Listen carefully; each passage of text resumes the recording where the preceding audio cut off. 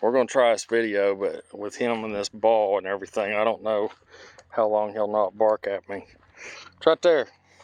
So everybody wanted a video of the outside of the truck, or some people anyways, not everybody, but here is what I got going on. I've got new badges and door badges. I think it's going to look really good. I did the 6.0 F350 XLT Super Duty door fender badges, and then I did the 2017 Powerstroke badges on the door, but I went with the 7.3 where it says Powerstroke. Over there, Jax, go get your ball. I'm trying to keep him from barking. So the aluminum wheels, that's the Alcoas, the factory ones. I got those off Joel in the trade on that truck that I had bought, the flatbed. I've got to, hopefully he'll get me the others. If not, I'm gonna have to buy some, and maybe we'll work something out on price or something. I don't know yet. He's having a hard time getting them off the rear axle of that other truck. I mean, he'll make it right, I know he will, but I'll just quit sending him barbecue chips if he doesn't. But anyway, so I got my other tires put on, and I got 2 new ones on the front. Well, I mean, they're new. They're all new at the same time, but I didn't want to put them on the steel wheels and then turn around and swap them right back. But so I paid twice. There's the hood scoop. It's got the newer style grill, the 6.0 grill in it with the 7.3 bumper. I updated the fog lights on the bottom. Go over there, Jax. Your ball's right over there. Go get it. Over there. Go get it. Come here. Go get it. Over here. Go get it. Over there. Go get it. Go on. He'll start barking if I don't get him on his ball. Right here. Come here. I'm at the farm, so making this video. I had to come out here. I'm going to get a chain wrench. But yeah, so that's what I got going on. And then I got the 08 mirrors. I got the Lund moon visor. And I took the lights out of the actual visor. The paint's actually coming off on that corner. It's been on there for a long time. But anyways, I had these little plastic caps made from a local place that they make plastic products and, like, you know, windshields for boats, different types of plastic, skid plates for side-by-sides and windshields and all that stuff.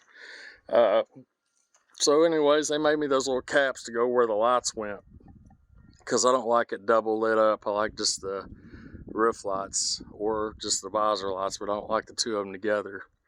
I moved my toolboxes up on the top of the bed. It works really good for me. I did with the what I did was I put their Skyjacker, they're the nitrogen charged shocks. They're new. They're for a 3-inch lift. I went with factory Ford leaf springs on the front. They're new. They're 1, 2, 3, 4 pack. I think 5. There's one on the bottom, I think. Yeah, 5 pack. Is that right? 1, 2, 3, 4, 5. Yeah, 5 pack on the front. And then on the rear, of course, I got to change this side out. Joel's got me the, if you look, I've been hauling with it like this, but the airbag compensates. But really the only thing holding it in there, the whole pack broke out right before the, right at the axle. See, that was that 29,000 pound load. It done that number on that. That's how long it's been in there. I've been running the airbag on this side just to keep the weight off of it, and you know, it doesn't hurt it none. You can't really even tell it, honestly. It'll just, if you don't put more air in this side, it will squat. The wetness on the frame is where I wet the I put WD-40 on that on the top of the fuel. So I cut a hole in the bed for the, so I'm gonna do that Hutch harpoon mod. So I got a 5th wheel hitch in here, 21,000 pound rating. And then it's that slide rotator top slide glide. But yeah, I wetted that to hopefully loosen it up so it'll be easier to get loose. And then I'm just gonna weld this lid back in. And so I got a space back here. My foiler still fits on here. The headache rack was built by one of my fabricating shops that I deliver for. They built that custom headache rack. It sits a 1/2 inch above the cab, which gives you protection if you was to roll over. Let's see here. Did you get it? Where's your ball at? It's right there. Go get it. Short mud flaps. 5-inch exhaust all the way to the turbo. Straight pop all the way back. Let's see. We got some rust right here. This cab corner actually rusted out. I'm gonna probably just get one of those cab corner replacement pieces. I guess weed eating or something did this ding here. But and then the dog, that's the damn Roscoe. My window was down and he jumped out, scraped the hell out of this. Look at that. Scratched it, but it's a work truck also. I mean, you know, I run 285 75 16s. There's the Harley Davidson lights in the front for a 07 Super Duty. And like I said, I did the LED light swap on the front. Man, those things are phenomenal. And then under the hood, let me open it up here. Finally got that oil leak fixed. That was just mind-blowing. So it's a little bit dirty in here. I normally keep it a lot cleaner. I have been anyways. I always mount my gauges right here or down here when it don't have a stick shift. I hate a pillar pod, absolutely hate it. I've got another spot here for my water temperature. I haven't put it in yet. I just keep putting it off. I run a double DIN Pioneer stereo system. Let's see what else. I put my hydro tuner here, brake box in over here, and then my wallet can sit right beside of it. Of course, it's a 6-speed.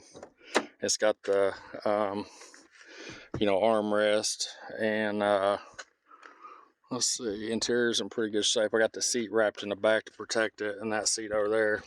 I always sew these up, even on the leather ones. I didn't finish, I ran out of line, but I will continue to sew it up, and you won't even see that. I've done every truck up like that that does that right there. Let's see. Oh, so here is, I'll do a video on the Hutch Harpoon mod. So here's the wrench kit to get the line set loose on your fuel lines. Then you're going to need, these are 3/8 couplings right here, compression couplings. And then you're going to need a 5/16 coupling, which is right there. It was all a total of $30. You're going to need a 3/8 piece of line, and that's the 5/16. And then you're going to need a 3/8, and that does that. And I'm going to do away with the filters in there. That Diesel Tech Ron, if you've ever watched his videos, he's, you know, I watched a lot of, I actually talked to him several times when I had them stupid 6.0s. He actually took his time out of the day, you know, their California time, and when I had a injector go bad, I hydrolocked the engine. And let me pause it here and get this hood open. So I got full force stage 2 injectors, had the turbo apart, did the updated kit. It's not pretty under the hood. This thing's a work truck. It's cleaner than what it has been though. I did pressure wash it. I got the K&N cold air intake with the 6637 filter, and I have a filter bag that I keep on there, but I washed it and it ain't dry yet. And then it's dirty, of course, where I laid it on the ground in there when I had this thing apart. So KT Performance, I bought a lot of parts from them, like the Wicked Wheel. It's a 7+7. And the difference I can tell with the automatic is the 7+7 with the automatic 4:10 gear ratio made a huge difference in low end to mid range. With the 6-speed, it actually, it's not, I should have went with like a 5+5. I think it would have gave me a little bit more top end, like as where the turbo spool's at. Like I said, the turbo would spool a lot faster on low end with that automatic, and with this one, you know, it's already got enough low end in the gearing, so I think it's killing me on my boost on top end, like in the higher mid range of my boost levels. Power Hungry did the performance tuning on the hydro tuner. I bought the hydro tuner from KT Performance. I bought my injectors from KT Performance. Let's see, let's get up in here. So my boost is right here in my spider pop, and then you can see the old, when the old engine was in here, somebody had put the EGT gauge in that up pop right there, or the off the back of the turbo. The new one is in the passenger side. Oh, what the hell do you call that? The yeah, manifold. There we go. Let's see, it's got the cold weather package, it's got the fuel bowl heater, the insulated hood. There was something else. Oh, and the air heater was in there, so they call that the cold weather package when you look it up in the Ford, the buyer sheet or whatever it comes on the window sheet. And in the book it says it's a cold weather package. Oh, and it also has the plug-in. I guess all the 7.3s did come with a block heater. So anyways, y'all wanted to do a walk around, and on the build sheet, the heads were decked and flow bench tested. Let's see, that was a local shop down in Pikeville, Kentucky, and I can't think of the name of that place. And then let's see, what else did we do? Oh, I did a stage 2 clutch. It's a South Bend. And what else did we do? What else did I have done to this thing? I know there's some other stuff I'm forgetting about. Oh, well, with the engine, it was a short block, 350 horse short block from Asheville Engines. And then, we took everything off of the old block pretty much and put it on the new one. That's why it's not real pretty under the hood. What else did we do? I had to put a new clutch slave cylinder in. I put the updated clutch rod under there. I don't know if it'll light up under here. Let's see, I think, yeah, I got the light on. So, can you see it? Yeah, up under there, right up there. It's got that Heim joint on there. I don't know if you can see it right there. See? I ground off the side of the little Heim joint so that when this thing pushes in, it'll actually grind on that clutch pedal, and you're actually supposed to grind a little bit of the clutch pedal to get it from doing that grinding, clicking noise. But yeah, as far as everything else, that's pretty much performance wise. There's a lot of stuff inside the motor that I have. Hang on, I can probably tell you what all was on there. Well, actually, I can't go to my notes. I did write it all down in my notes to do a video on it, and was going to put it on like a poster board and show it that way. But I'll do that part on the engine of what all was done, like pistons and head studs and all that's overkill on it. But until I get a gear vendor's package or put an automatic in it, it's just non-usable power. I mean, you can't keep the EGTs down because the gear ratio is just so low. There's a big jump between 5th and 6th that causes it to start lagging, and that causes your EGTs to go up. Like with my automatic, I had the John Wood valve body put in it, and then I went with the 6.0 transmission cooler, and that, in my opinion, was, even though it was a stock motor with the 6637 cold air intake and the automatic 410 gear ratio, and the transmission cooler, was a better pulling machine out on the highway. Now, hauling hay and doing stuff around town, hauling excavators and stuff, yeah, this truck has more low end for that type of stuff in these hills and mountains around this area. But out on the highway, I like the automatic way better. I just did. I got better fuel mileage. But I am going to do the gear vendors package. It's coming. I don't like the center caps on the outside of the truck either. I like the lug nuts better.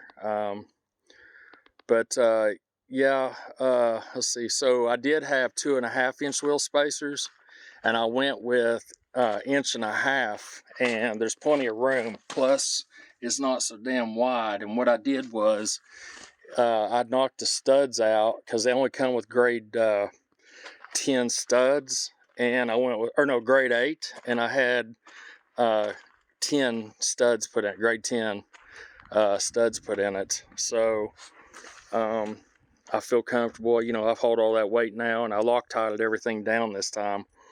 The 2.5, you can see the distance there. That wheel sets just right under the lip of the bed. Now with the 2.5 on this side, because I haven't changed it out yet, you can see it sticks out farther. And there's a lot bigger gap between the tires, but with the heavy weight that I pull in the 285, 75, 16, they're plenty wide enough. The tires don't squat and rub at all, none whatsoever. You know, I like the 2-inch better than the 2.5 just because it makes the truck narrower, and I may be able to go through a drive-through now once I put that other wheel spacer on this side. Right now it will not fit in a drive-through. It snags up. Yeah, pretty much, other than the motor stuff that's inside, like the pistons and all that, I have all that stuff. I'll have to do a build sheet on that. And I keep saying I'm going to, and I keep forgetting and just busy. But let me tell you something. So I had those, if you remember. Oh, you got it? Go over and use the bathroom. Here, go. Oh, there it goes. Hang on. Hang on, guys, you're going to have to bear with me a minute. He'll start barking if I don't. There, go get it. He can't see, but he can smell the ball out, and he will start barking if I don't. What I was going to tell you, those cat batteries that I had in that white truck that I did a cold start video on, everybody wants to see the batteries. What I did is I cut this box out, and of course on all of my trucks I cut that paneling out right in here, that fiberglass panel, and it allows all that air to go in here, and it gets it better over into the engine. I feel like it does. I can definitely tell a noise in how loud the turbo is since I've done that and got that insulation off of my cold air intake pipes. I may update that. I just took a grinder and cleaned it up and stuck it on there. It definitely made the turbo louder. But what I did to get that battery to fit in here is I cut this out all the way at the bottom, and that battery was sitting way over here, and I had a piece of tie wire, you know, it was just rigged in there, and I had it coming back and tied off. Well, that wire wore loose, and what happened was, even with the short block, you know, we put a new water pump on it when we put the engine in it. The battery had walked over and got against the belt, and it rubbed a hole in the bottom of that battery. Well, all that acid, you can still see remnants of it in there. It's against this aluminum housing here. But it had got in and actually ate the seal out of the thermostat in the back of the water pump. And I had just changed this out about, I don't know, probably around November, and we're in January right now. And it started leaking coolant really bad. And and the neck down there, it ate that neck up where it's steel. And we're talking within a week's time. So I had to go in and change all that out again. And I went with a Napa brand water pump this time, and Felpro gaskets, and because the AutoZone I could not get to seal up. And so anyways, I had to change all that out, and I just put a standard size battery back in here. It's a Rural King. It was like $150, and it's a, let's see, it's 1,020 cold cranking amps. So right here's 850 cold cranking amps, and then cranking amps is 1,020. And then this Duralast battery over here is out of my boat because I put that big battery in my boat a couple weeks ago to winterize it and everything. But anyways, I've got to change this battery back out because it's a marine battery, and it's just not good for it to, you know, charge and decharge. But it's let's see, cranking amps is 1,000, and they don't have cold cranking amps on a boat battery. But I've got that 350 fuel injected boat, and that battery, 2 of them does fine with it. But anyway, so yeah, I had crammed those batteries in here, and you can see where up on the hood I had trimmed that out to get them big batteries in here. You can see over here it was trimmed out. It was actually, the ground was rubbing on the hood on each side because they were just so big. And I had took this loose and pushed it over farther, the coolant bottle, to get it to fit in there. It was all just rigged in there. So now I have a 6.7 starter with just 2 normal, you know, good sized batteries. And it cranks so fast, it'll actually skip a tooth every once in a while. And the starter bolts have loosened up it's a 4-bolt starter, I think, and there's only 3 bolts that hold it. I had to Loctite them because it was cranking so fast it was loosening those bolts up. So that pretty much sums up everything with the build sheet. Thanks for watching. I thank you all for being a subscriber, and we'll have some, I got to haul a couple more loads of hay. We'll actually do 16 rolls the next time, and that'll probably be the max. I'm going up that big hill. Yeah, that's about where we're at with it. I've got a leveling kit. It's actually a 2-inch lift for the front and the rear. I'm gonna probably put that on tomorrow. I got new U-bolts and all, just to make it a little taller. But other than that, that's all I'm gonna do, and I'm gonna do the gear vendors package for sure. That's coming. I am gonna get a 6.7 next year, but for right now, I'm gonna go ahead and do the gear vendors on this, and you know, hopefully, I mean, I've talked to them several times, and that's what I need to do. So I'm gonna do it. I'll have the new badges on, and when I do the badges, the video of it, then I'll do the build sheet on the engine, what all kind of parts are in there and all that good, all the goodies and stuff like that. But right now I've got 75,000 on the new motor. That's in 1 year's time. So yeah, thanks for the viewers, the subscribers, and Jaxie's been a good boy today. He didn't bark the whole time I was trying to do a video. I just took some angle iron and made these brackets for these lights. I actually used the factory ones, and just I don't know if you can see how I done it, but I just put a hole in there and turned the bracket backwards. And these lights were 40 bucks on eBay. They're good metal, good. They're so bright you can't even run them while you're on the highway, but like on back roads and stuff, or when there's no vehicles in front of you, you know, coming at you, you can run them. They're really super bright. But yeah, that's it. And I'll have some videos coming out. Thank you all.